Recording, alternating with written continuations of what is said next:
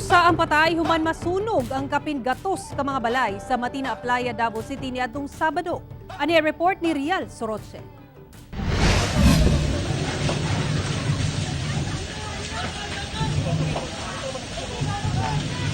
Dakong sunog ang misugat sa kabumberohan human miulbo ang kalayo sa kabalayan sa Punta Dumalag 1 sa Matina Playa, Davao City adlong Sabado.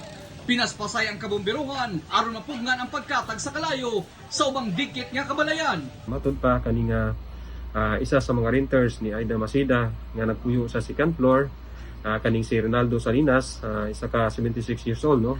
Matod pa ni baba ni siya no sa silong aron niya mopalit or magpapalit og kaning posporo. Unya human sa pila ka minuto nga gihatod ang katong posporo nga iyang gipapalit, taod-taod nagdagan na paubos no ang kaning tag-iya nga si Aida Masida, nagpakitabang kay nasunog na daw ang second floor sa ilang balay. Damay usab ang Diego Silang Elementary School.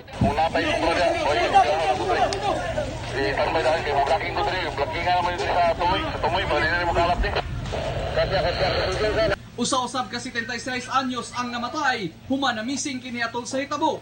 Gibanabana mo kabat sa 2.6 million pesos ang danyo sa insidente. Ang atong paymangho no sa ato ang katawhan nga kung kita no magluto atong yung bantayan, atong yung humanon ang ato ang pagluto ug sigurohon nga nakapalong ang atong gigamit nga pangluto bago nato biyaan ang ato ang kusina.